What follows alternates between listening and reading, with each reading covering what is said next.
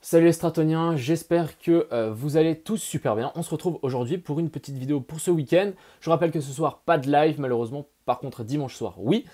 Et puis, du coup, on va analyser le BTC, l'Ether, le BNB, les alts ici. On va regarder un petit peu qu'est-ce qui s'est passé. On a fait un peu une pattern par Timson, on ira voir un petit peu. Je voulais juste vous mettre un petit warning parce que ça fait plusieurs jours là. Donc je vais juste vous montrer ici. Donc il y a 2-3 vidéos qui sont assez intéressantes. Donc voilà, je parle de la dalle en béton, le pullback arrive. Le Bitcoin, c'était hier, dernier pump avant le crash du week-end. Donc je fais pas mal de bonnes analyses en ce moment, ça ne veut pas dire que dans l'avenir je ne vais pas me tromper un jour ou l'autre, forcément ça arrivera, donc je voulais juste vous mettre ce petit warning ici, puis vous le dire. Donc pour le moment tout se passe bien, l'Ether c'est assez impressionnant entre ce que j'ai dessiné et ce qui s'est passé, c'est vraiment, franchement ça colle de ouf, donc je suis très content. J'ai réussi à ouvrir un short là-haut, donc parfait, c'était vraiment ma target, donc c'était dans mon rectangle rouge, c'est nickel. On va regarder un petit peu qu'est-ce qui s'est passé, et puis je vous souhaite une agréable vidéo. On est parti.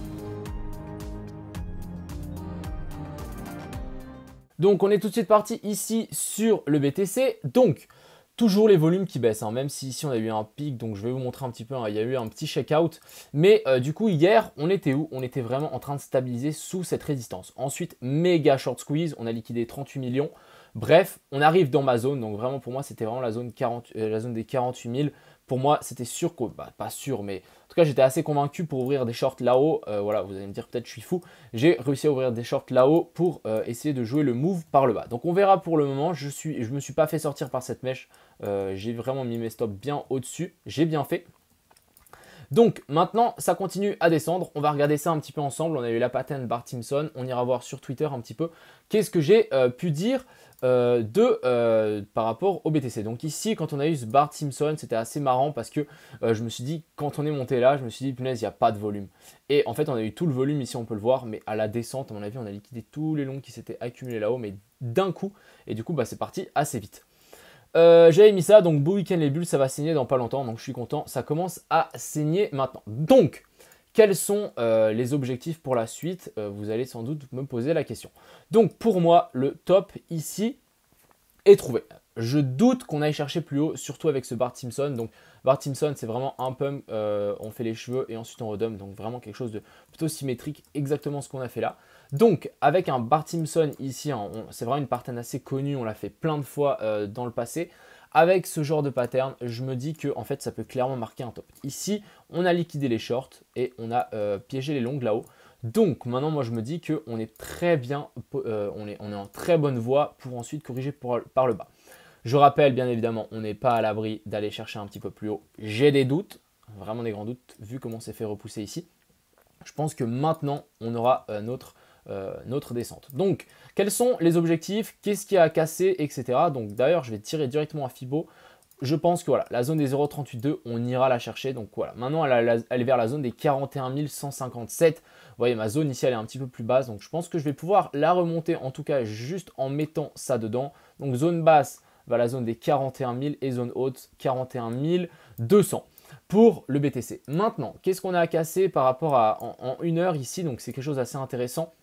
On a le EMA 200 ici à venir casser en une heure. On a cassé cette grosse zone de résistance. Donc maintenant, on est venu faire, juste résistance dessus. Donc ça, c'est bien, on est directement réintégré et ça, c'est très bien pour la descente. Donc vraiment, c'était la grosse zone à venir casser. On l'a cassé sans souci. Donc maintenant, j'y vois bien, en tout cas, un retour vers la zone des 44 800. Venir tester cette trendline et je pense qu'une fois qu'on sera là, on ne sera pas à l'abri donc de nous refaire un pullback vers cette zone. C'est bien, pour moi, c'est vraiment ici, c'est la zone de déviation, c'est déviation et maintenant, on peut vraiment casser par le bas. On a piégé tout le monde et maintenant, let's go, on descend pour ensuite vraiment appuyer et faire souffrir les bears. Ils ont assez souffert, oula, si j'arrive à parler, assez souffert en ce moment. Donc maintenant, je pense que c'est autour des boules et on peut vraiment pousser par le bas. Donc assez intéressant cette pattern à surveiller, mais voilà, personnellement, hein, j'y verrais pas trop une remontée, ça serait plutôt vraiment assez surprenant, je trouve. Mais voilà, un petit pullback, tac, on vient descendre, tac, et ici on vient chuter plus bas. Ça me semble nickel. Donc peut-être pour la fin août, correction tranquillement ici, puis début septembre, on reprend les devants pour la rentrée. Et voilà, ça risque de bien pumper. Je suis clairement boule dans ma tête, hein, les gars, mais il ne faut pas oublier les pullbacks, il y en aura, je pense. Donc un petit peu pour le BTC, je pense que c'est intéressant aussi de voir la dominance du Bitcoin pour voir un petit peu où on en est. Donc on a cassé ce biseau ici. Il n'est pas très très propre non plus. Donc j'ai tiré aussi cette trendline sur laquelle on est en train de rebondir. Donc ça ne m'étonnerait pas que en fait le BTC crash et en crashant, ils reprennent de la dominance du BTC parce que vous voyez, hein, quand il pump, on a la dominance qui baisse. Donc ça ne m'étonnerait pas qu'on revienne chercher au moins la zone des 46% pour le BTC. Donc ça voudrait dire qu'il crash, voire vraiment chercher la zone des 50%. Donc si, moi j'ai toujours ça, ici on n'est pas revenu chercher cette zone. On a la EMA 200 ici donc en daily aussi, pourquoi pas venir chercher, j'y verrais bien ça en fait. Et ensuite on pousse vraiment plus bas. Donc un retour vers la zone des 50% serait vraiment pour moi pas quelque chose à rejeter. On n'est pas à l'abri hein, qu'on vraiment casse direct, mais ça serait vraiment une super zone de pullback. Ici, bon, on n'est pas à l'abri de refaire un petit pullback pour ensuite rechuter par le bas. Mais je pense que si le BTC crash, on peut clairement avoir plus de dominance dans le BTC comparé aux alts. Parce que les alts vont bien prendre cher quand même. Ensuite, on a l'Ether. Donc l'Ether, je suis content. Je n'ai pas touché mon tracé depuis que je l'ai fait et depuis que j'ai partagé l'analyse sur Twitter. Donc on peut aller la voir ici. Plutôt cool. J'avais mis ça, donc je m'étais dit, voilà, on peut venir. Et si vous écoutez bien dans ma dernière vidéo, dans ma dernière vidéo, la zone des 3330, j'avais dit qu'il fallait vraiment pas qu'on passe par-dessus. Et on n'a pas passé, on a juste eu la mèche ici à, si je ne dis pas de bêtises, 3339. Donc vraiment, chapeau l'artiste. Ici, j'imagine, je verrais bien un petit pullback, mine de rien. À voir vraiment, ou petit pullback vers le milieu du range, ou je sais pas, pour ensuite rechuter plus bas. Donc pour le moment, ça se passe bien. Voilà, vraiment, j'ai pas bougé le dessin. Je vais pas le toucher. Écoutez, on va regarder un petit peu comment, c'est quoi la suite. Pour le moment, on est en train de rebondir ici sur la EMA en 15 minutes. À voir si on va vraiment faire un pullback ou pas. Pareil pour l'Ether, on est arrivé vraiment dans la zone de retournement. Donc j'avais mis toute cette zone, je crois que j'avais dessiné ça en daily. Voilà, j'avais mis cette petite zone ici, je m'étais dit que c'était clair et net. Donc voilà, pour le moment on chute par là, donc parfait. Et voilà, la zone parfaite, mais parfaite, où je pense que vous pouvez faire all-in, c'est vraiment la zone des 2350 $ pour l'Ether. Bien évidemment, ça fait très très bas. On n'est pas à l'abri de se retourner avant. Hein. La zone des 0,38,2, elle est ici vers la zone des 2700 qui serait aussi une excellente zone d'achat à mon avis. Mais vraiment, ça sera vraiment la zone parfaite. Il n'y a pas à mieux à dire. Ensuite, on a le BNB. Donc le BNB, hein, je vous avais montré ici qu'on était potentiellement en train de faire un M-top hier. Finalement, on a fait un petit bull flag. On a pété par le haut. Pour moi, je trouve que ça a juste encore plus influencé en fait la divergence qu'on a ici, les volumes ici.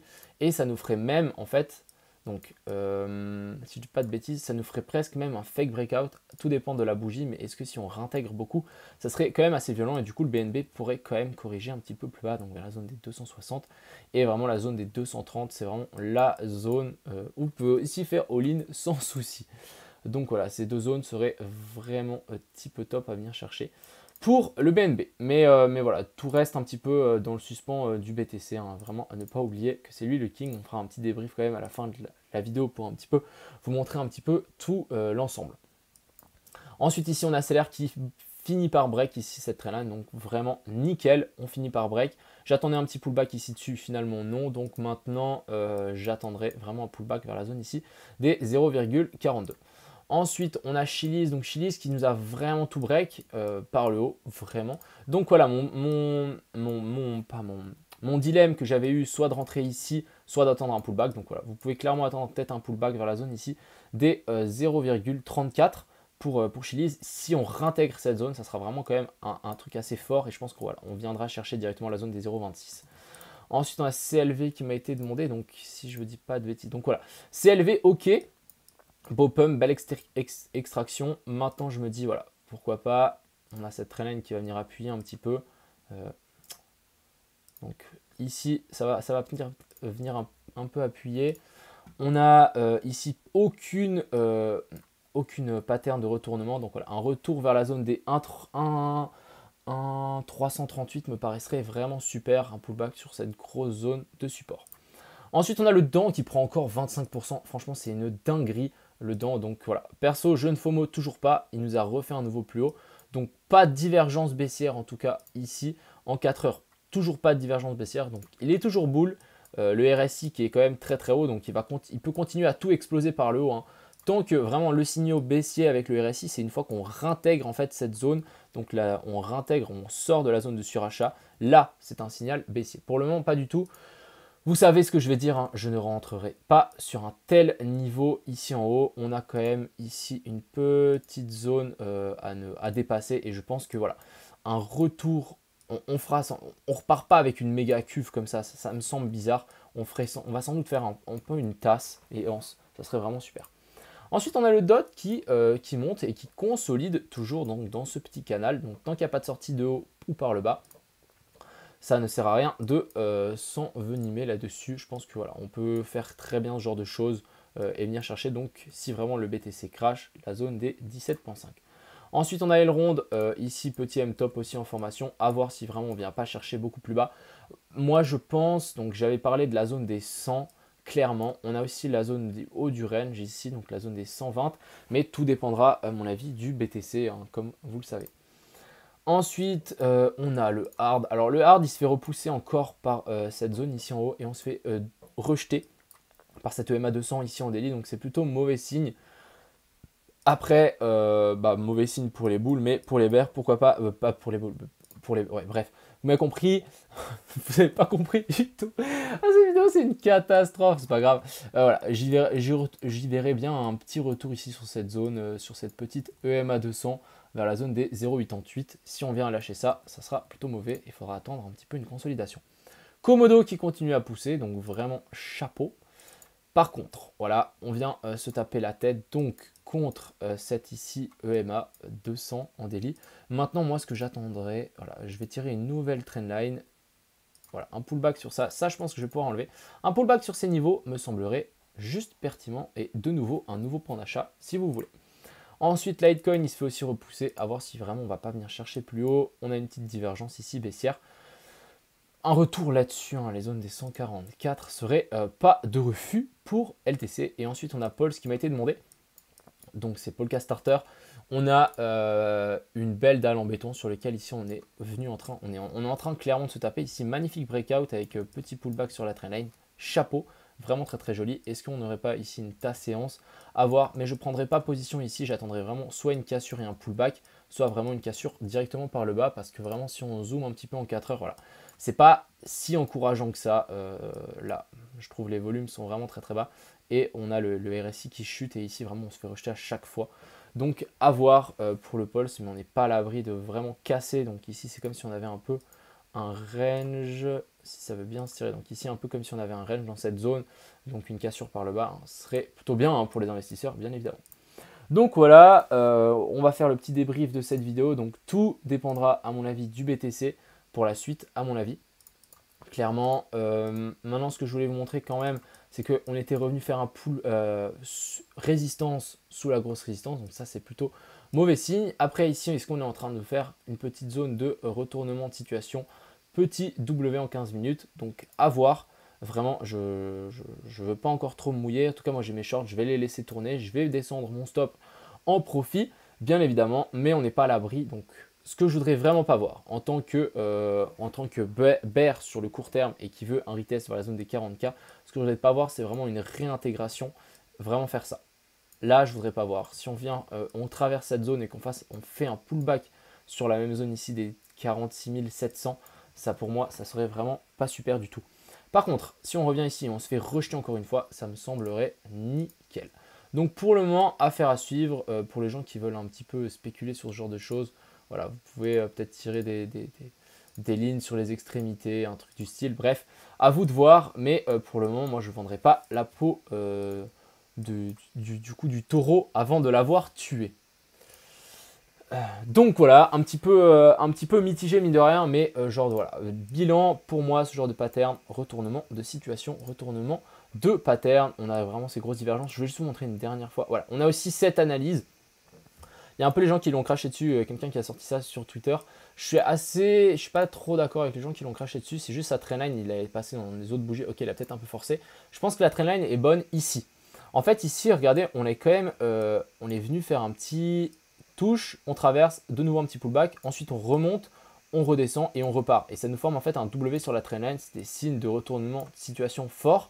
Ensuite ici, petit pullback, et ici on revient faire un pullback dessus. Donc pour moi, ce biseau ici est plutôt assez intéressant. À voir maintenant, je voudrais vraiment voir une cassure de ça. Ça serait vraiment très très joli, donc pourquoi pas. Ce que je voudrais vraiment voir, c'est vraiment genre dans les films, petit pullback, on redescend pile poil vers la zone des 45 000, on vient rechercher encore une fois la zone des 46 700 et ensuite on chute. Là, chapeau, chapeau. Donc voilà, je vous souhaite quand même un bon week-end quand même. Je suis quand même méchant. Je vous souhaite un bon week-end. La dalle en béton a tenu, je suis content et on se voit demain pour une nouvelle vidéo. Ciao les gars. Crypto, millions. Crypto, millions. Crypto, millions.